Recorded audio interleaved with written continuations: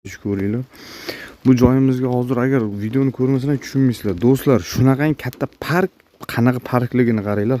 Hamma hayvon bor, o'rdak bor, echki bor, hammasidan bor. Hamma nimaiki hayvon bo'lsa, bitga keladi, oilaviy kelib tomosha qilib ketadi. Mana shu joyimizga do'stlar 3 ta erkak kishi kerak.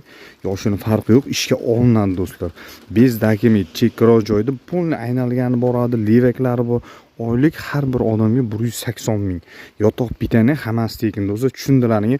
Ovqatlarini berasizlar, go'nglarini olasiz, oddiy narsa bu.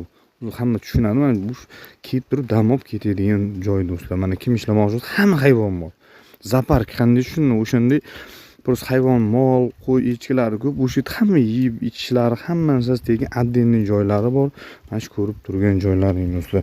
Mana bu yeydigan, shu beradigan narsalar, sabzi, bu hayvonlarga mana shu joylarni yaxshilab qarab, umuman dokument kerak emas, 3 ta erkak kishi kerak, hammasi bitta joydan bo'lish shart emas do'stlar. Отдельный ham ishga olinaveradi.